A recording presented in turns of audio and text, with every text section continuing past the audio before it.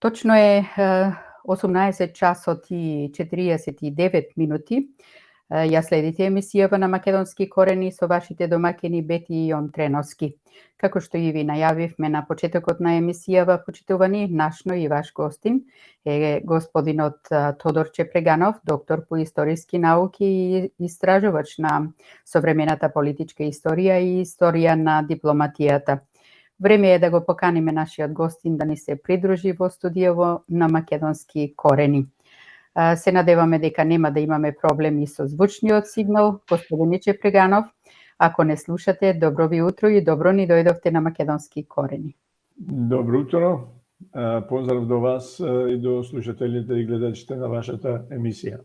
Добро ви утро од мене, господине Чепреганов. Ви благодариме што прифативте нашава покана и со вашето присуство не удостоивте нас, но пред се нашите слушатели и гледачи на Македонски корени. Се надеваме дека ќе го задржиме вниманието на сите. Се надеваме. Да прозбориме за македонските работи. Токму така. Вие имате работено на повеќе од 20 домашни и странски проекти од историјата на Балканот и Македонија. Имате објавено и преку 36 монографии, зборници на документи и учебници, како и преку 50 статии во домашни и странски списанија. Како гледате на изјавите на одредени историчари и политичари, особено на бугарските, дека процесот на формирање на македонската нација започнал после 44-45, при тоа додавајќи го зборот современа пред македонска нација, а дека нивната современа бугарска нација се формирала во 1844. Зошто само на македонската нација тие и го додаваат зборот современа? Што вели историографијата? Кога започнало формирањето на македонската нација, кога на бугарската? Како гледате на бугарската теорија дека македонскиот идентитет бил само регионален идентитет и исто така како гледате на настојувањето на Бугарија дека сме имале заедничка историја? Видете, бугарите се имаат своја приказна која што настојуваат да ја прикажат, меѓутоа навистина е надвор од памет да сметате дека македонскиот народ 1944-44 година до првото заседание на АСНОМ македонците биле бугари, а од 44 година, 2 август 44 година станале македонци. Поголем абсурд, мислам дека не постои, или поголема глупост. Процесот на развој на националната мисла започнува некаде во средината на 19 век и кај македонците и кај бугарите. Скоро во исто време. Може би малку порано кај македонците. Значи во 60-тите години на 19 век во Бугарија се развива национално ослободително движење, кое што било помогнато од соформирањето на бугарската екзархија во 1870 година, како единствена православна црква во Османската империја. Начело на тоа ослободително движење во Бугарија застануваат одредени истакнати интелектуалци и револуционери кои ја водат таа борба и во 1876 година го креваат така нареченото априлско востание, кое што било поразено. За време на руско-турската војна 1877 година, во која што Турција била поразена и во Сан Стефано бил склучен мировниот договор и била формирана бугарската држава без бугарите да знаат за тоа дека русите им формираат држава. Значи, тоа е во кратки црти оно што се случува во Македонија. Процесот на културно и национално државно политичко будење и осамостојување на македонскиот народ исто започнува некаде во средината на 19 век со употреба на народниот јазик наместо црковно-словенскиот во пишаната реч, а продолжило со манифестација на македонско-културниот идентитет. Голем број документи зборуваат токму за тоа. Например, во 1871 година, само година дена по формирањето на бугарската екзархија, Петар Славејков, кој што е бугарски преродбеник, публицист и културно-национален деец, ќе истакне дека дека најпосле македонското прашање излезе најаве и се покажа во печатот. Ние велиме најпосле зашто тоа прашање не е нова работа. Ние сме го слушали уште пред 10 години од некои македонци. Значи, уште во 1861 година имате пројави на македонскиот национален идентитет. Најпрво ги свативме зборовите на тие млади патриоти на нашите не толку сериозни расправи. Така и мислевме ние до пред 1-2 години, кога нови разговори со некои македонци ни покажаа дека работата не е само голи зборови. Значи, самиот Славејков, кој што е бугарски преродбеник, зборува за појавата на македонската национална мисла. Уште во средината на 19 век. Сите други работи што ги зборуваат бугарите се абсурдни. А зошто се употребува онова современа македонска историја, тоа се наметна во последно време токму како инерција на оно што настојуваат бугарите да го покажат дека македонската нација постои од 1944 година. И за нив до 1944 година сме бугари, а од 1944 се создава современата македонска нација, која што тие некој дури во едно интервју еден од бугарските политичари истакна дека тие сметаат дека до 1991 година сме биле бугари.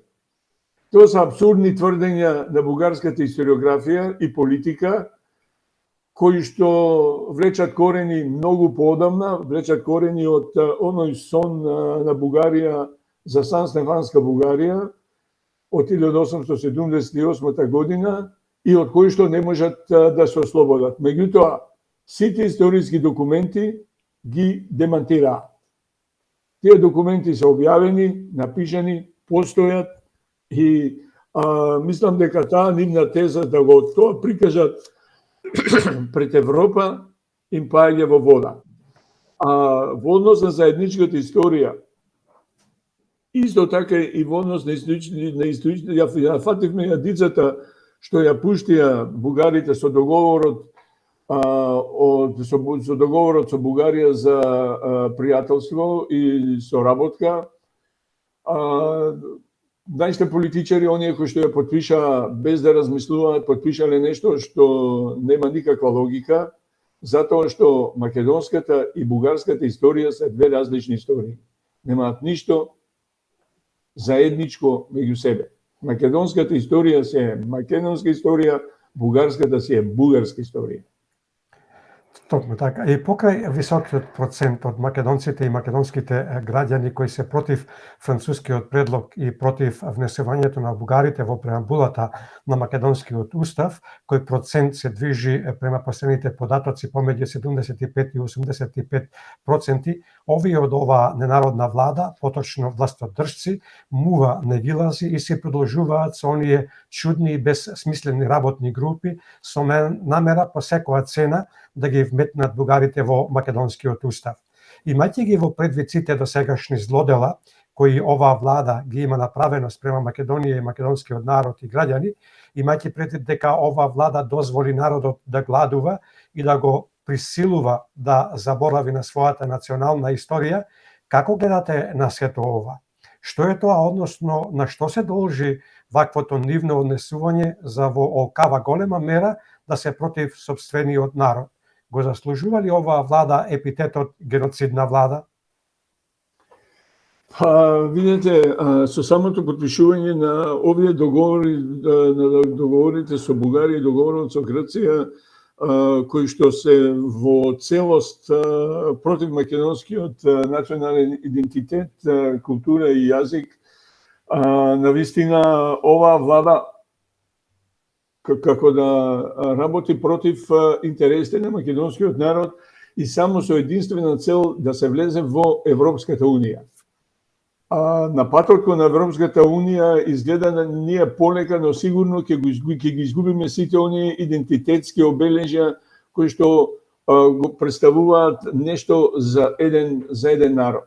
Видовме со договорот со Грција во каква замка влеговме, се откажавме од античката историја и денес имаме случај низ Македонија, онаму каде што има споменици од античката историја да се стават табли на кои што пишува дека тие припаѓаат на историјата на античка Грција.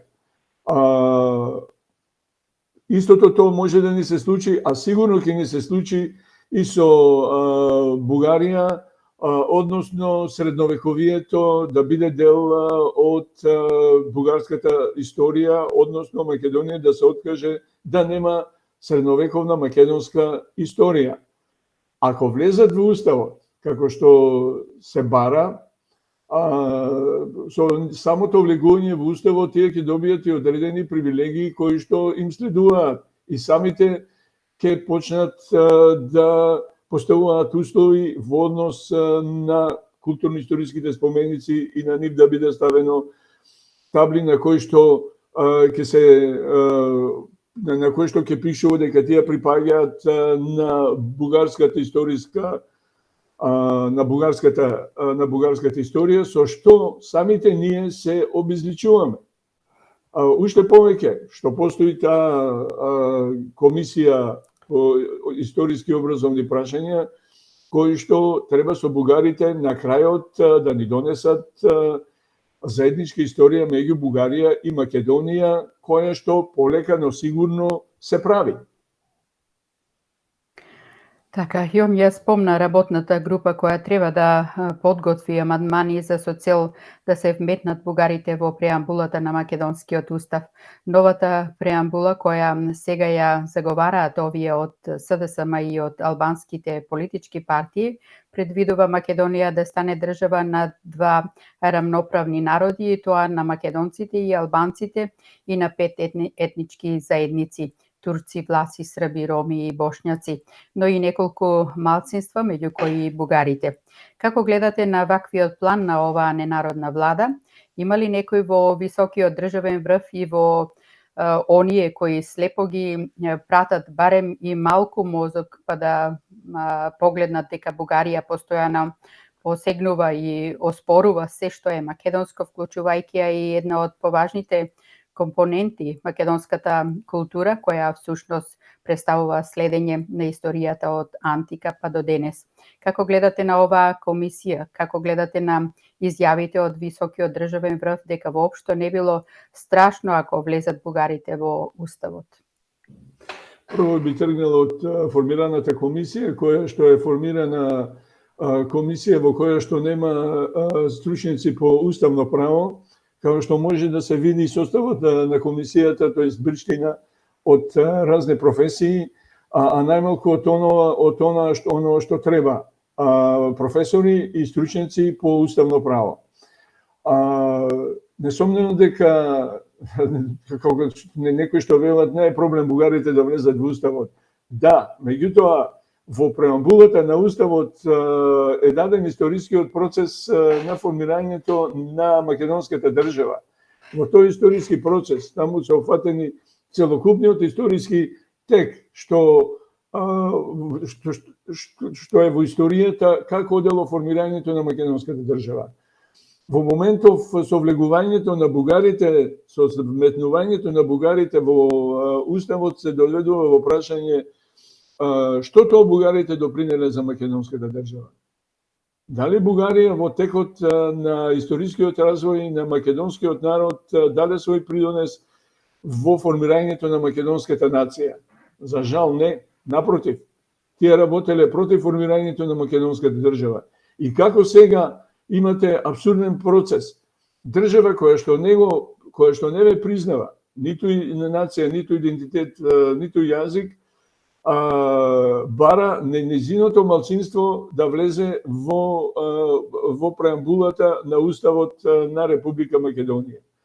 Поголем абсурд, мислам дека не може да постои. Негаторот да ви биде во уставот. Што со тоа ќе добие Бугарија?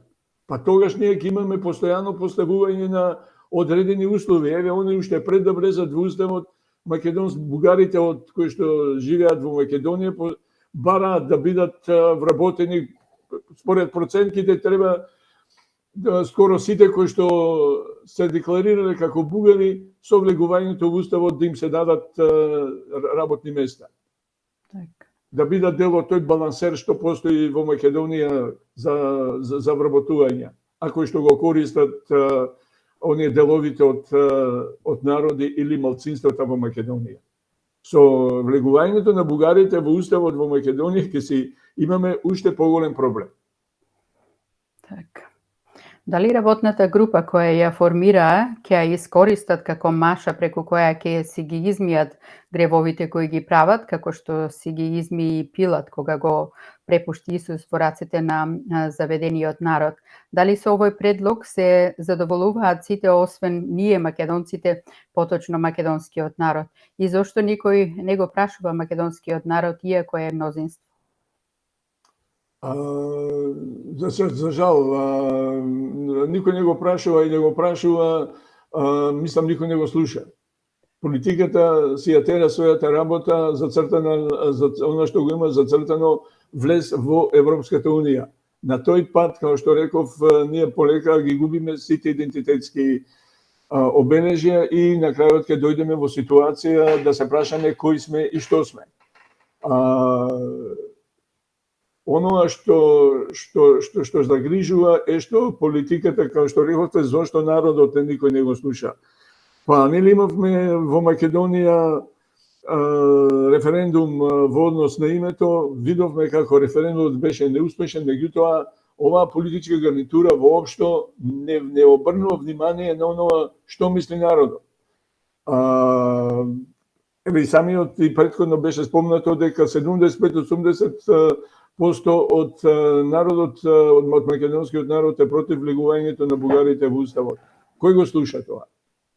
Никој. Политиката се ја тера својата зададена задача, бидејќи ова во моментот Македонија е еден вид губернија, каде што имаме губернатор на кој што добива директиви од центар кој што го раководи. И за жал не се случуваат сите овие работи. Така.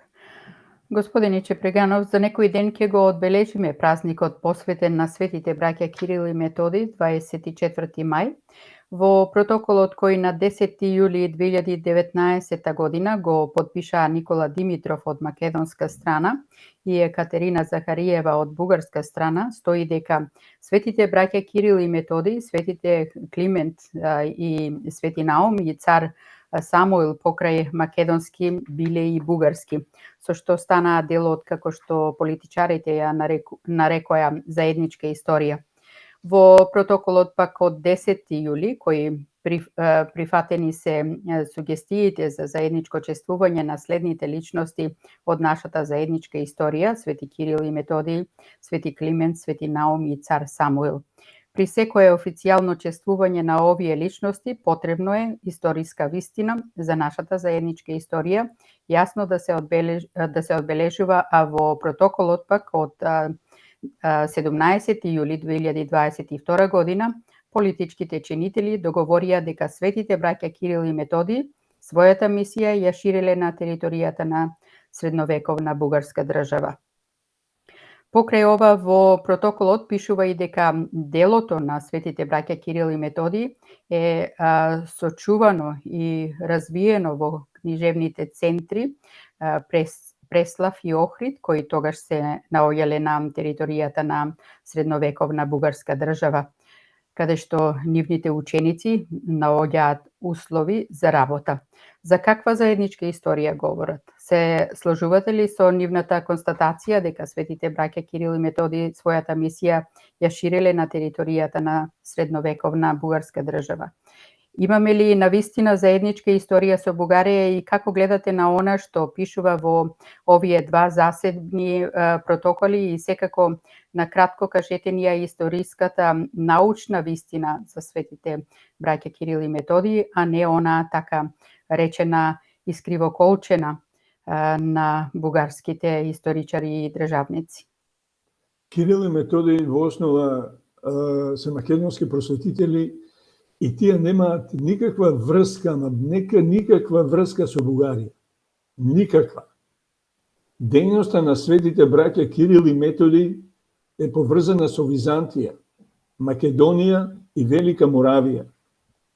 Тие во основа се византијски мисионери, кои ја составиле првата словенска азбука глаголицата и ги преведуваат неопходните црковни книги од византијски на словенски јазик.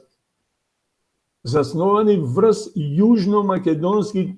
македонскиот дијалектен говор и на тој книжевен јазик ги проповедаат христијанството.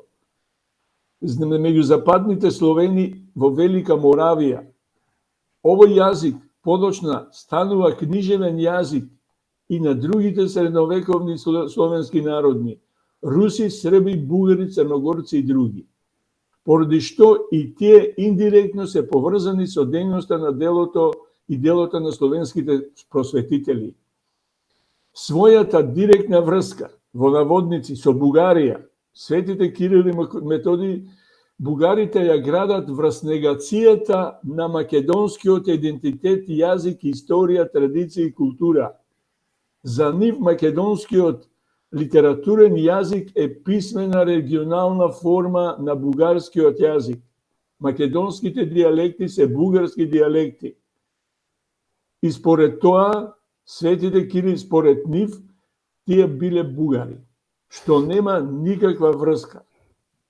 Прифаќајќи да ги чествуваме светите Кирил и Методи само со бугарите, а не и со другите словенски народи, ние фактички ги прифаќаме овие антицивилизацијски и антиисториски тези на национал-шовинистичка Бугарија.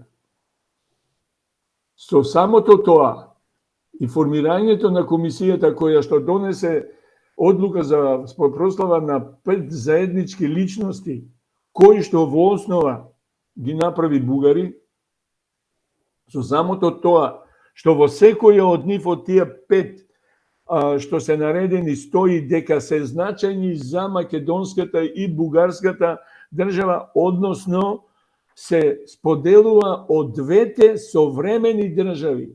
Бугарија и Македонија, сега тука и Бугарија е современа држава. Двете современи држави, Бугарија и Македонија, може да се чествуваат. Комисијата си има задача, колку и да настојуваат колегите од комисијата, да ги наречам, колегите да покажат дека не се политичка комисија, со самите акти што ги прават и преземаат, го покажуваат спортивното. Тие мора да изработат, да донесат заедничка историја меѓу Бугарија и Македонија. Ова што се донесени овие 5 личности, со тоа значи средновековието, мора нашите ученици да учат дека нашето средновековие е дел од бугарското. Дека Самуил, како што го дефинираат Самуил, дека како беше владетел на голема средновековна држава, за која современата историска наука смета дека е бугарско царство. Токму така го начинавте ние она прашање кој што јас имам намера да го поставам. Господине Чепреканов, ќе ве задржам уште малку на протоколот од 17 јули 2022. Покрај светите браќа Кирил и Методи, политичките чинители го договорија статутот за цар Самуил да биде проширен и со амин на македонските така наречени историчари од заедничката комисија на чело со Драги Ѓеорѓиев, Самуиловото царство во Охрид стана и бугарско во македонската историографија. Пред да ви го поставам прашањето или прашањата кои ќе произлезат од оваа тема, дозволете за нашите слушатели и гледачи да прочитам што точно пишува во протоколот од 17 јули 2022 година. Цар Самуил е владател на голема средновековна држава, која што по големиот дел од современата историска наука ја смета за бугарско царство со центар на територијата на денешна Република С, Македонија. Како гледате на сето ова, господине Чепреганов? Зошто македонските историчари ја минуваа една ваква теза? Колку има вистина во ваквата теза која е ставена во протоколот и под притисок на Бугарија и бугарските историчари? Дали со ваквите чекори Македонската мешовита комисија, а со подршка на власта, не врати во 19. век? Видете, значи, македонската историска наука и дел од светската се имат изјаснето за тоа што и како бил владетел Самуил и чиј бил владетел Самуил, на чија територија се наоѓало на неговото царство. Затоа реков дека со оваа заедничка комисија бугарите настојуваат да ги реализираат сите оние работи што не успеале да ги реализираат во последните 100 години, односно од формирањето на имагинарната Сан-Стефанска Бугарија од 1878 година.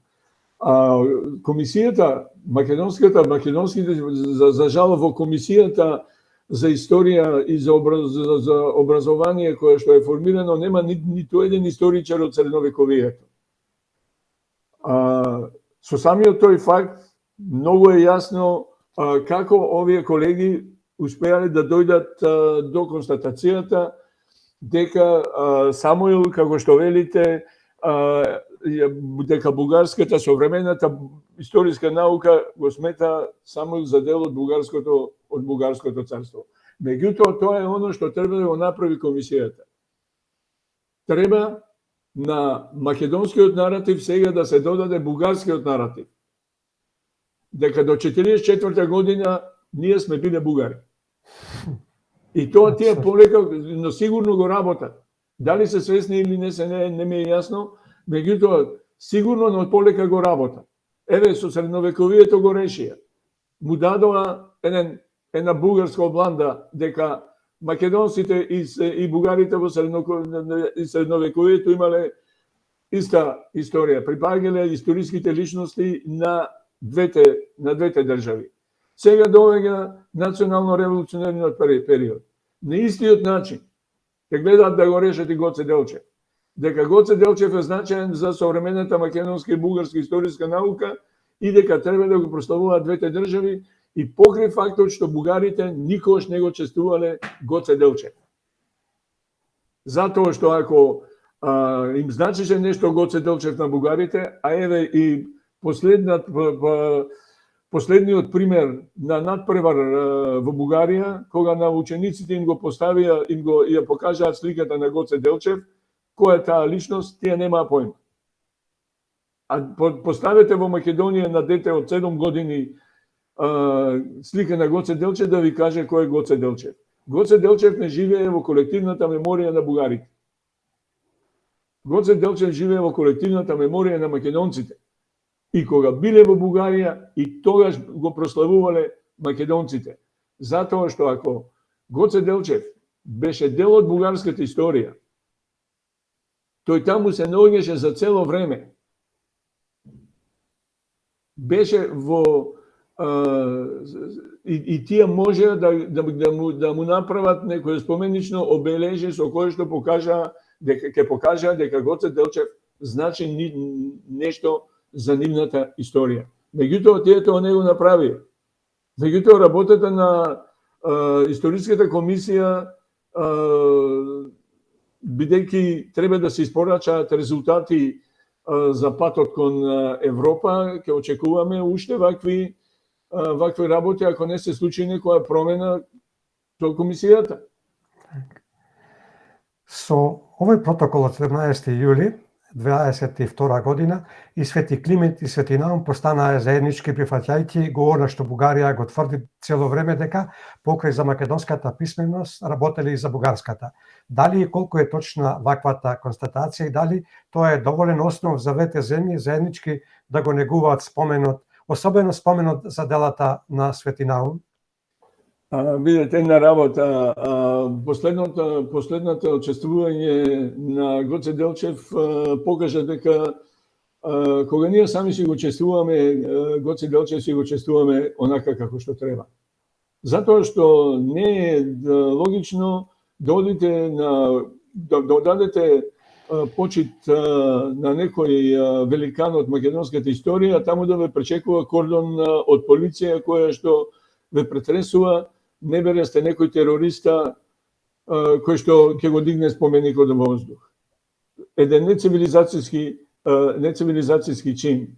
Ние најдобро си го чествуваме самите треба да си ги чествуваме своите празници.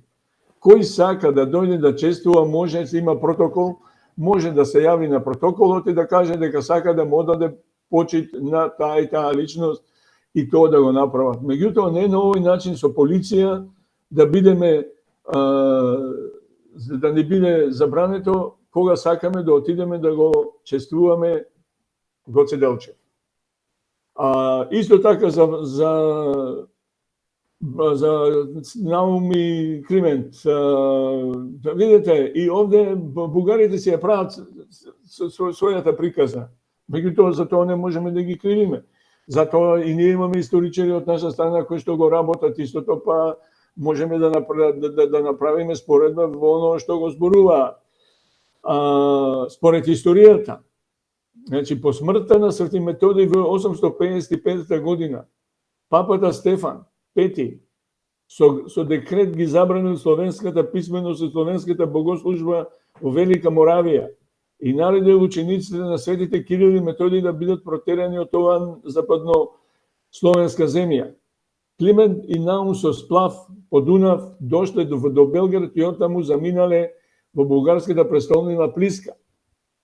Тука, меѓутоа, тие одново се нашле во непријателска средина, бидејќи основаната во 870 година бугарска архиепископија во тоа време била раководена од византијско-грчка хиерархија на чело со архиепископот Византиец. Тука во официјална употреба било византијско-грчкото писмо, се пишувало и препишувало црковни книги на византијско-грчки јазик, а во црковните храмови се богослужело и проповедало исто така на византијско-грчки јазик.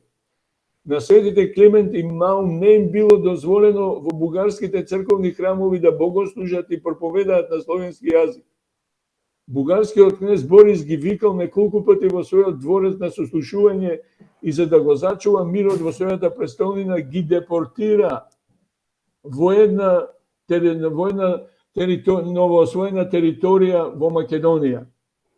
Значи, тие се депортирани затоа што сакале да проповедаат на црковно-словенски јазик, а тогаш во Бугарија под влијание биле на Византија. Византиско црковното писмо. И сега ние со бугарите расправаме, биле ваму онаму. Историјата си е многу јасна. И многу јасно ги кажува сите работи. Меѓутоа, за жал, штом политиката вмеша прсти во историјата, имате политизирана историја, како што е случајот во моментот кај нас, каде што сакале нејкеле, морате да го промените македонскиот наратив во историјата. Односно да ја промениме колективната меморија. Оваа влада не тера да ја промениме колективната меморија. Па видете сега што се прави. Пред некој ден од устите не им излегуваше Северна Македонија. Сега во последните недели гледаме дека никој не ја споменува. Затоа што како ќе се ближиме кон изборите, ќе стануваат се поголеми патриоти и нема да ја споменуваат Северна Македонија. Патриоти на батери. Така е. На последната манифестација на Бубамара на популарноста, изведбата на Андријана Јаневска на познатата песна "Ми заплакало селото Ваташа", како и стиховите на песната "Цветови" од Славко Јаневски во изведба на Игор Џамбазов, предизвикаа силни емоции кај поголемиот дел од македонскиот народ, а спротивно од тоа ги надразнало оние од владеачкото мнозинство, пред се оние од СДСМ и нивните ботови на пропагандата, кои порачуваа песната повеќе да не се изведува, а стиховите на Славко Јаневски да не се рецитираат. Што имате вие да кажете за ова? Од една страна за оправданите емоции, а од друга страна за надразнувањето на оние другите. Ке посегне ли владата да ги избрише од учебниците овие две песни? Како гледате на пробугарската пропаганда дека полковникот Апостолов, кој наредил да се стрелаат 12 деца, бил од Крива Паланка и дека бил македонец? Видете, оно што се случи на Бубамара со таа песна на Јаневски и на Џамбазов беше фантастична изведба. То навистина беше полна со емоции. И само оние кои што не можат да сватат дека тоа е дел од колективната меморија на македонскиот народ. Меѓутоа, овие властодржци мислат дека тоа има политичка конотација, дека ги навредуваме бугарите. Не може бугарите да се навредуваат од оно што го направиле во текот на оние години, а тоа се вкупно 7 години со кои што владееле со Македонија. И за 7 години направиле толку големи злосторства. Не може да се избегне, бугарите не можат да избегнат од тоа. Само единствено можат да дојдат и да се извинат за сето оно што го направиле на територијата на Македонија, на македонскиот народ и на геноцидот, односно холокаустот на евреите. Тоа еден ден мора да го направат како што го направи професорот Атанасов со група бугарски интелектуалци кои пред известно време дојдоа во Македонија за да положат цвеќе на споменикот на евреите. Меѓутоа, тоа треба да го направат и за оној период кој што биле во Македонија. И постојано настојуваат да ни кажат дека тие што го правеле, тоа биле македонци. Па тој полковник Апостолов носел бугарска униформа. Што ако бил од Македонија? Тој носел бугарска униформа, кога се води војна, мене не ме интересира што националност е тој, него каква униформа носи. Тој носел бугарска униформа, бил бугарски фашист. И поради тоа, како бугарски офицер, дал наредба да се убијат тие деца. Без разлика, неговото потекло било од Македонија, па и што ако било од Македонија, ако бил со бугарско национално чувство? Што имаме ние со тој? Сега тоа ни го какалемат као демек бил македонец, вие не. Тој бил воспитуван во Бугарија. Тој бил воспитуван во Бугарија. Во Бугарија завршил војна школа. Таму се обучувал да убива. Не во Македонија. Тој дошол во Македонија да убива. И тој како таков не се чувствувал македонец, се чувствувал бугарин. Се уште е нејасно како можат да пропагираат дека немало македонци, а од друга страна кажуваат дека тој бил македонец. Знаете како? Јон, работата е што дали нешто што не постои се негира. Дали нешто ако не постои се негира, ако нешто не постои не го негирате? Значи вие постоите, па они ве негираат. И тоа е апсурдно. Тоа е апсурдно во целокупната политика на Бугарија. Така. Инаку, најновиот академик во МАНО, Драги Ѓорѓиев, кој директор на Институтот за национална историја и копредседавач на заедничката мешовита Македонско-бугарска комисија за историски прашања и образование, во вторник, сега, на 23 мај, ќе одржи свое пристапно предавање. Темата на која ќе се осврне е насловена како Македонската историографија во периодот на транзиција. Ако го земе во обзир насловот, кој е многу индикативен, какво е вашето очекување, кон каде ќе го насочи неговото предавање за македонската национална историја? Со која цел Ѓорѓиев го опфаќа само периодот на транзицијата, а не и периодот пред тоа? Ке се фати ли академикот Ѓорѓиев или е веќе фатен на исто оро со странските историчари, особено бугарските, кои не обвинуваат за кражба на нивната историја? Па видите, според оно што се случува со работата на комисијата, се изгледа дека со ова негово пристапно предавање можеби ќе даде нова смерница во македонската историографија. дека сето оно што е работено претходно, као што рековте, тој не прави пресек на работата до транзицијата, па да видиме што како било, не го прави за време на транзицијата.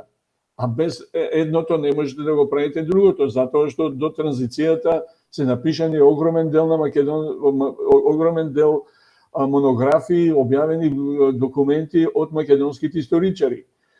А бидејќи се работи за предавање кое што е опфаќа транзицијата, не можам да тврдам што ќе зборува, меѓутоа според оноа што се случува во рамките на комисијата, можеби ќе направи преглед на тоа дека мора да го менуваме патот по кој што оди македонската историографија до сега, дека треба да се прифати оноа што тие го прават како членови на комисијата. Дека мораме да прифатиме дека до транзицијата македонската историографија била фалсификувана од самите македонски историчари, а дека сега тој и членовите на комисијата се тие кои што ќе ни го покажат вистинскиот пат како треба да се пишува македонската историографија. Односно, дека треба на македонската историографија да се даде и бугарски наратив. Дека оно што ние сме го работеле до сега, за овие 70 години македонска историографија, е полна со фалсификати. И дека тој е пратен, како што овој беше потопен таму во училиштето во Моноспитово каде, дека и тој е пратен да ни каже како треба да се гледа на македонската историографија во иднина. Така, човек да не знае, старите велат дека не знам со која рака да се крстам, или со лева или со десна. Така е. Многу често ги слушаме членовите на Мешовитата историска и образовна комисија, особено оние од македонска страна, а во тоа предначи ко-претседателот Драги Ѓорѓиевски, кој вели дека со ревидирање на историјата не се менува идентитетот. Колку е исправна оваа некова теза, кога се знае дека народ без корен и без меморија на историско постоење и предците нема иднина? Зошто кај нас оваа ненародна влада ни го сервира обратното, дека мораме да ја смениме историјата за да имаме иднина? Видете, навистина е чудно како може тој што го потпишал договорот, тој е министерот за надворешни работи Димитров, и сите оние кои што работеле на формирањето на тој договор, да прифатат таква клаузула. Значи, тие кои што го работеле тоа, самите сметале дека сме бугари. Дека имаме заедничка историја со бугарите. Значи, самите тие кои што го работеле и потпишувачот на договорот, сметале дека имаме заедничка историја со бугарите. И дека тоа народот ќе го прифати без никаков проблем. Па се сеќавате на интервјуто на Зоран Заев за БГНС, со каква радост зборуваше дека сме еден ист народ, ние состиот народ, сето тоа беше возбуден многу. Прашањето дали тие политичари уште тогаш сметеле дека работата е кај нашите политичари, што прифатиле таква клаузула, или тие самите сметеле дека навистина ние со бугарите сме еден ист народ, дека не сме различни, дека треба да имаме заедничка историја, како нема да се смени идентитетот ако се прифаќаат сите овие барања од Бугарија. Па ние ќе бидеме единствена држава во светот која ќе има би-идентитет, двоен идентитет, и бугарски и македонски.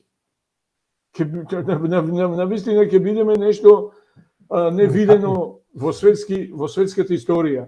Како може да не се менува ако вие целокупниот македонски наратив му ставите бугарски наратив во него?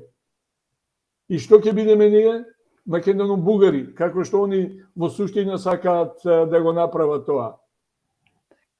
Што е абсурд, не виде. Меѓутоа, комисијата, владата си се заедно рака под рака и ќе видиме на крајот, ако не се направи нешто, мислам дека целокупната македонска историја до 44 година ќе се даде бугарски наратив и дури ќе немаме ни фашизам. И за Холокаустот на евреите може ќе треба да прифатиме дека сме го направиле ние македонците.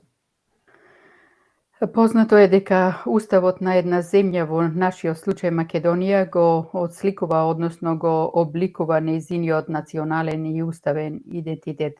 Исто така познато е и тоа дека кој сегмент и кој етникум ќе влезе во уставот и во уставниот идентитет како конститутивен елемент, не е прашање на политичка трговија или на политичка коцка, туку е прашање на длабок и долг историски континуум на етникумот и неговата вграденост во темелите на македонската држава.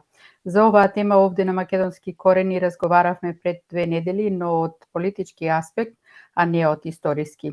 Вие како историчар, ќе сакате ли да ни ги кажете вашите сознанија и истражувања од научно-историска гледна точка, дали од кога бугарите имаат свој длабок и долг позитивен историски континуум во градењето и формирањето на македонската држава? Тука не треба многу голема филозофија и претходно го кажав дека во, како што кажавте и вие, во уставот се е направен врз база на историскиот континуум на народот чиј устав е. Значи сите историски фази кои што биле важни за тој народ се набележани во преамбулата на уставот. Бугарите во ниту еден сегмент во историјата немаат позитивен однос кон Македонија. Кој период да го земете, тие постојано настојуваат да покажат дека македонците се бугари. И покрај фактот што одредени бугарски научни работници, политичари, кои што излегувале надвор од овие рамки и го признавале постоењето на македонскиот народ, јазик и култура, меѓутоа секогаш преовладувала политиката на негација на се што е македонско.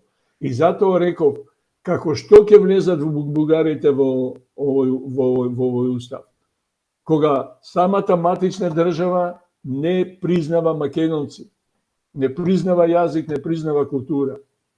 Како ќе влезат во уставот? Тоа ќе биде без преседан народ кој што се борел против постоењето на народот во чиј устав сака да влезе, влегуваат во уставот. Нешто, мислам, историски непознато. До сега непознато. Да влезе народ кој што би работел против државата, би работел да не постоите. И сега вие го ставате во уставот. Па понатаму како ќе работи тој? Ќе работи за македонската кауза или ќе работи за бугарската кауза? Јасно. Да, ќе се доведеме во ситуација, ќе бараат отворање на училишта. Културните историски споменици ќе бараат да добијат предзнак како што бараат грците да пишува бугарски. Едноставно ќе ни се појават еден огромен број на проблеми кои што полека, но сигурно ќе ја разградуваат македонската држава. Зошто овие од оваа ненародна влада упорно молчат и не сакаат да зборуваат, односно да одговорат на ваквото логично прашање? Па затоа што тие ја водат целата игра. Значи оваа влада го прави сето тоа.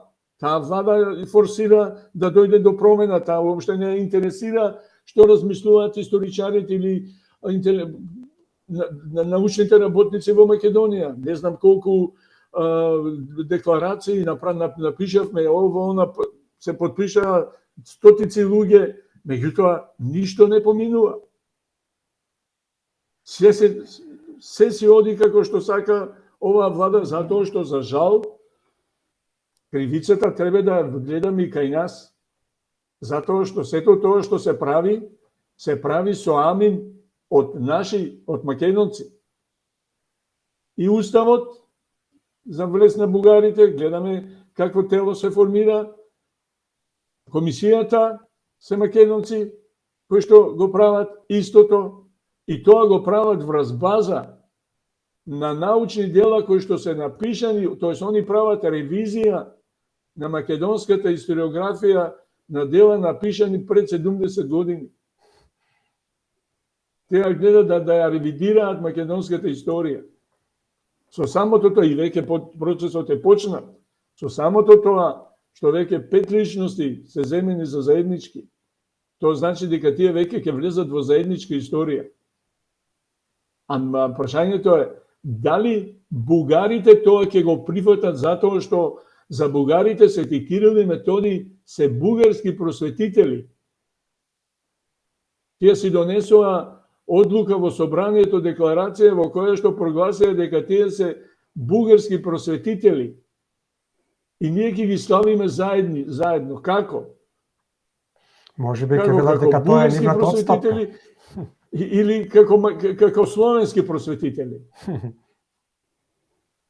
Не престануваат фирмите барања. Ова политичка гарнитура си има своја агенда која што, знаете како е, кога некој друг ве води, кога немате своја собствена политика, ве водат од надвор, прифаќате се што ќе ви кажат, на крајот ќе дојдете во ситуација да ја изгубите државата. Како гледате на пуштениот балон од страна на владата преку заменик министерката за правда од СДСМ Викторија Аврамовска-Мадич, во која најави дека власта сака меѓу бугарите и другите заедници во променетиот устав да бидат и егејците, прогласувајќи ги за посебен народ, иако се работи за македонци кои потекнуваат или се родени во Егејска Македонија. Дали ова е новиот план, погубен план и монструозен план за нова поделба на македонското национално ткиво? Па видите, не знам каков коментар да дадам на ова. Од тоа можете да видите кои се во Македонија се наоѓа во политиката. Ова е стварно нешто што да имаше доблест на таа личност, следниот ден требаше да се даде оставка. Затоа што малку ни е поделбата вака што имаме во македонското општество, па уште сега ни треба и нова нација. Егејци. Таа зборува за да направила лапсус. Не е лапсус. Тоа е оно што го мислела. Да пушти повторно некоја зла крв во македонското општество. Што сега ќе се делиме по пирински македонци, егејски македонски, вардарски македонци. Сите тие се македонци. Како што егејци е навредлив термин кој што беше воведен во Југославија.